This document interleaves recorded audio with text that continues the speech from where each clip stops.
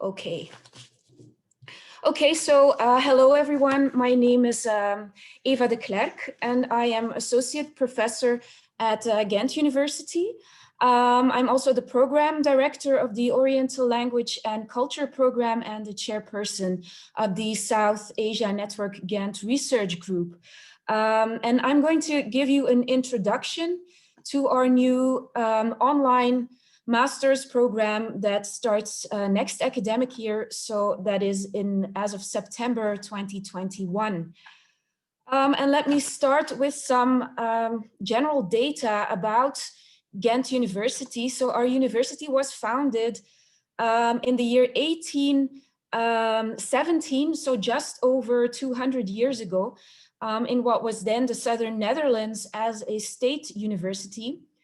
And together with the Catholic University of Leuven, Ghent University is one of the two major universities in this country. We have about 45,000 students and 9,000 staff members. In terms of ranking, according to the Shanghai ranking, we are number 66 in the world, and Times Higher Education ranking puts us at the number 123 at the moment. We have some history in Indian studies at our university. We have a first chair in Sanskrit that started in the year 1885. The first scholar of some significance on this chair was Louis de la Vallée-Poussin, whose photo you see here on the slide. He was a Buddhologist, a very famous Buddhologist, but during World War I, he resided at Cambridge University, where he, among other things, studied the Jain manuscripts there. So we could basically situate the start of Jain studies at our university with him in that period. His strong expertise in Buddhism also persists at Ghent University in our Ghent Center for Buddhist Studies, that is also here. Now, another name worth mentioning here is, in the UGent lineage, is Professor Adriaan Scharpé, who was appointed in the year 1943. He was not a Jain specialist specifically. He worked on Sanskrit kavya, and especially also on drama, and it is under his tutelage that the study of the Prakrits really started at our university. But Jain studies proper really commenced with Joseph Deleu, who was appointed in the 70s here. Now he was, I mean, and you see his picture on the left-hand side. He was a student of Ghent University, but at the same time got more specialized training in all kinds of Jain subjects with the Hamburg School of Jainism, you could say, with professors like Ludwig Alstorff and Walter Schubring. His specialization was Jain narrative literature and the Shvetambara Agamas. In 1999, he was succeeded by his student, who was Professor Frank van den Bosse.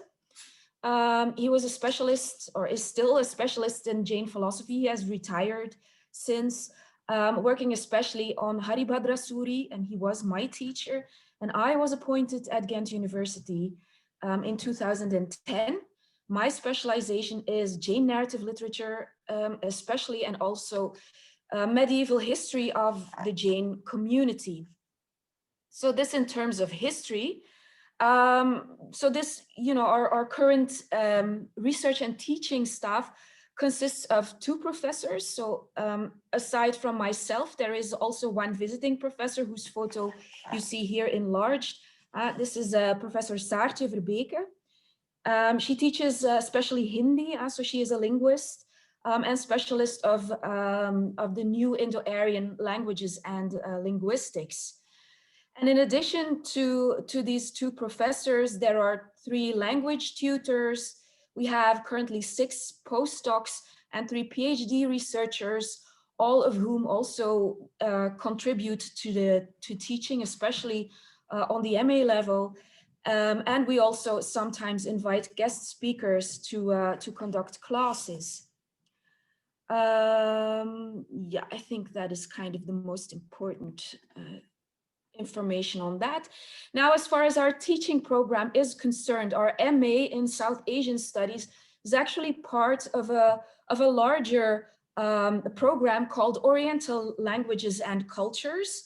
And within that program, we have four subjects, four themes and four areas basically, and from east to west. These are Japan, China, India, and the Middle East. And these four programs have more or less, or these four subjects have more or less parallel teaching programs.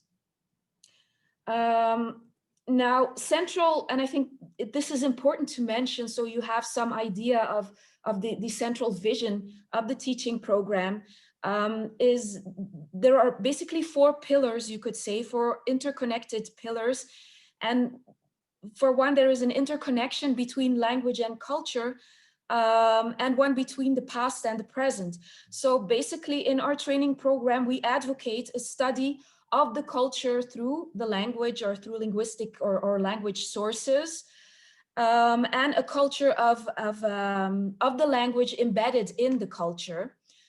And on the other hand, past and present. So when we look at the present, it is our conviction that you cannot have a correct understanding of the present without the perspective from the past.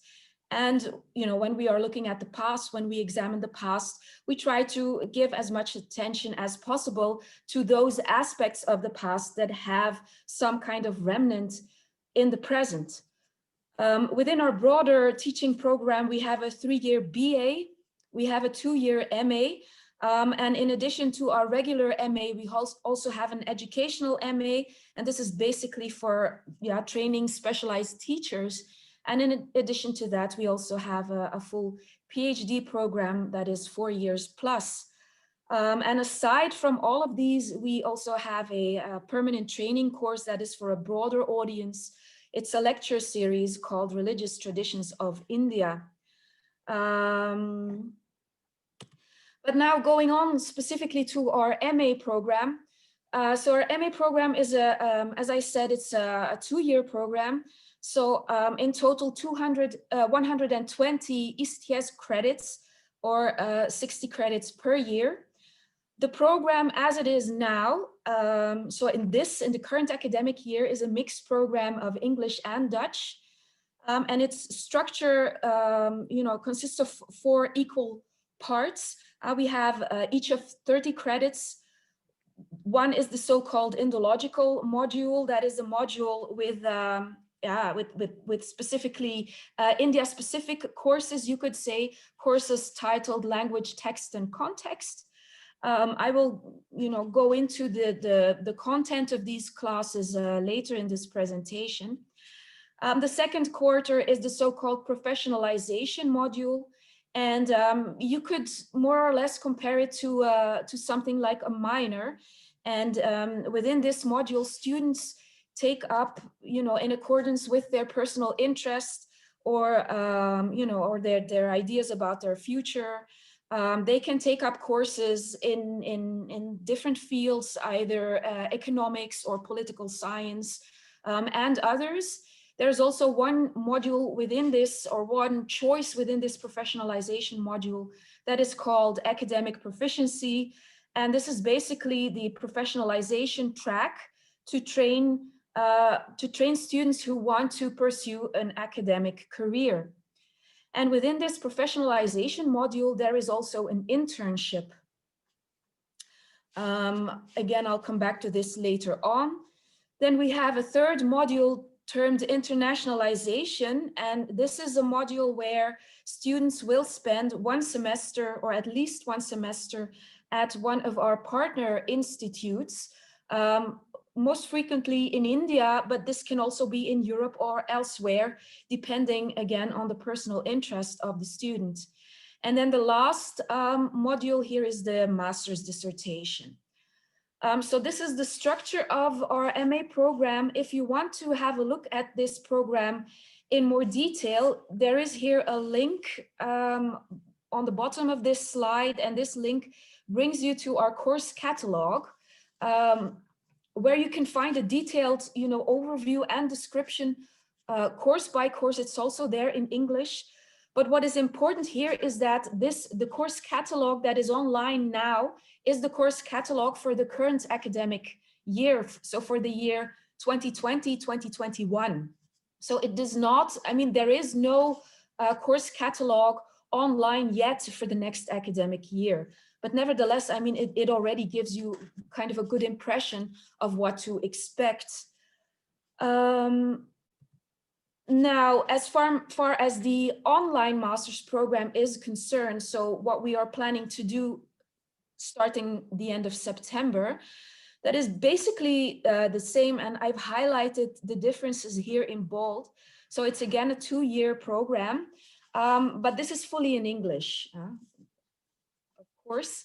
The module, the Indological module is identical, but for the professionalization module, only the academic proficiency track here is allowed.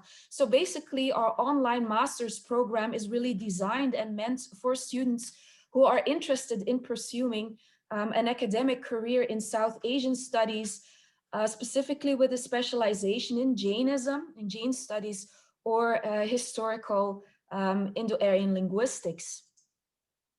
And this is basically a pilot program at Ghent University. So in our university, we will be the first program that is offering a master's degree completely online. So now I will take you through the actual courses, and the first, so module by module. In the Indological module, we have 5 courses. There are 2 courses titled Modern Language Text and Context. And in these classes, we introduce the grammar and literature of Old Hindi. So by Old Hindi, we mean languages like Braj Bhasha, Maru Gurjar, Awadhi. So the precursors, you could say, of your modern standard Hindi. And in these courses, we will also be reading and discussing some important Jain texts in those languages.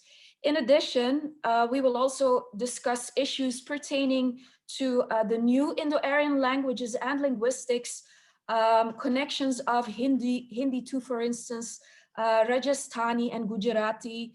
And we will be, through our classes, offering students tools to also be able to work with these languages without really, having studied them before. And as you know or may know, a lot of the secondary literature on Jainism is written in languages such as these.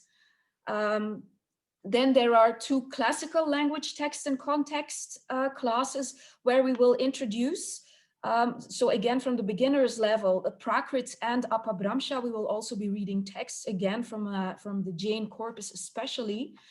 In addition, we will also read and discuss important Jain texts, Jain Sanskrit texts. And then for both these language courses, so for the 4 language courses, we will teach these in a modular way.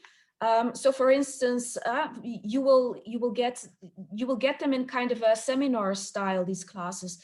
You will, for instance, focus for 1 week on one particular text.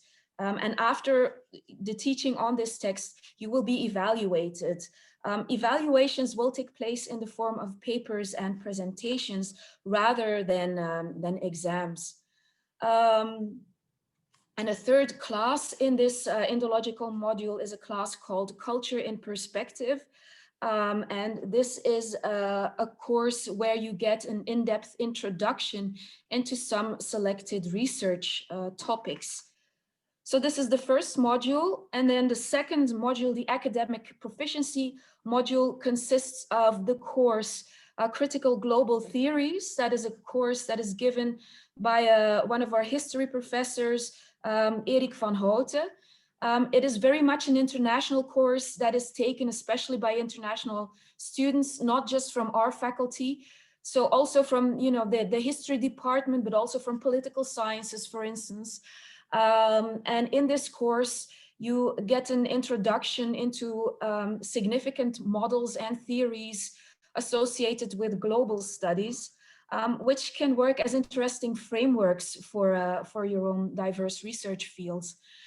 A second course here for 13 credits is a research seminar that is basically a portfolio course for which each student will fulfill a list of academic tasks ranging from attending a conference and writing a report on that conference up to, writing a research proposal for a funding agency.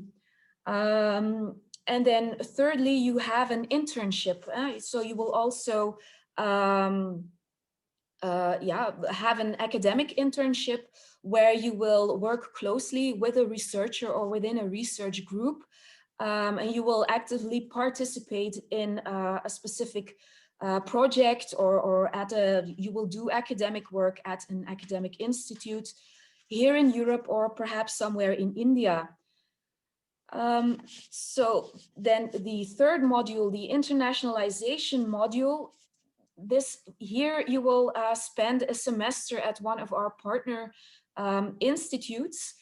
We have several partners. Again, there is Erasmus, and we have also partners beyond the European Union. But for this particular research track, we have the International School of Jain Studies as our first partner.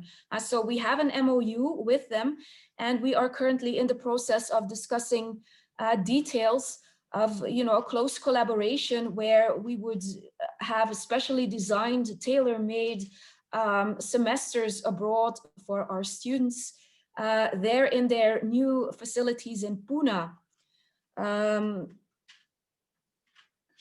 So this is basically, this internationalization semester would take place in the first semester of the second year. And then lastly, we have the master's dissertation module. So for this, the student already in the first year takes up 6 credits in a kind of introductory or preparatory portfolio. This is a less evolved portfolio compared to the research seminar from the academic proficiency module. And then you complete your master's dissertation in the second year with a full dissertation and an oral defense.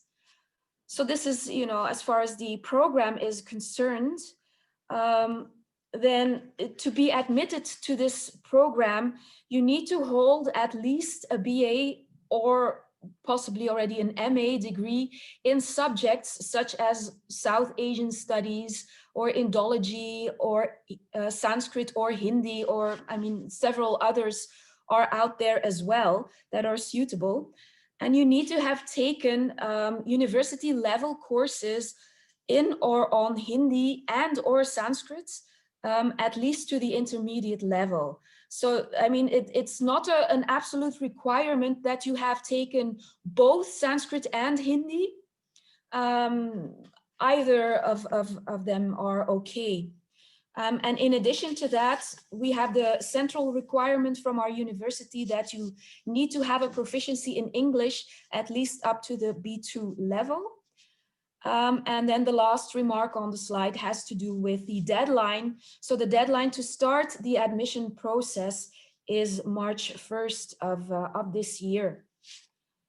And then in terms of tuition fees, those who belong to an EEA member state pay a fixed amount, like regular Belgian students, of 247 euros and 90 cents plus 11 euros and 90 cents per credit.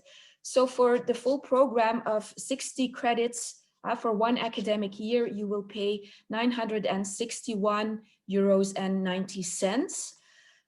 For students coming from beyond the EEA member states, there is a higher fee, so a standard tuition fee again of the same amount, plus 14 euros per credit, and in addition to that, a higher tuition fee of 12.90 euros per credit. And again, for the standard program of 60 credits, this comes down to 1,861 euros and 90 cents.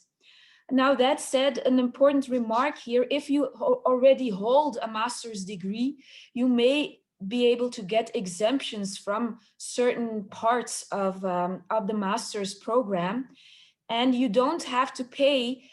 So if, for instance, you only take up 40 credits in the first year, then you will only have to pay for these 40 credits. So you don't have to pay for the full amount. And as you will be considered regular Ghent University students, you will also be able to apply for funding through the regular Ghent University channels for the internship and for the internationalization module. So you will be able to get sponsorship if you, for instance, are from Europe and you want to take this, take your internship in India. You'll be able to apply for funding for your flight and your accommodation, etc. And the same applies to the internationalization module. So that's basically it on the most important information. Here on this last slide, you have the link to the full course catalog, and I will quickly, I will show you, I will share this. Where is it? Yeah, it's here, but it's basically here. So you should see this here. So this is basically the link that is on the slide. Then you click, of course, English. You go to English, you click here by faculty, and then you click the Faculty of Arts and Philosophy. And within this, you click the master's program. Again, importantly, you see here, this is for the academic year 2020 to 2021. So the one for next year is not online yet, but it will come online in the next few months. So then for the master's programs, you scroll down, you have here English programs. Our program is not within these English programs because officially it's a mixed program that is officially Dutch and it has an English track. So you scroll down into Masters of Arts. It's alphabetical. So you scroll down to Master of Arts in Oriental Languages and Culture, main subject India, and then you come here to the full course program, and then you can, for instance, click on, say, Modern Languages of South Asia. You click on the course and you get the full information in English on, on what to expect from this course. But again, as I said, this is the information of the current year and still needs to be updated for the for next year. So I will again go to the to the slides. I'll take you back to the final slide where you have cursor, yes, where you have, if you have any questions, feel free to email either myself on this email address or Ms. Stephanie de Slovere, who is the basically the advisor for student curricula and can certainly help you with any of your questions. So I will stop the share now. So yeah, that was basically it. And if you have any further questions, I look forward to hearing from you. And who knows, maybe I will see you next September.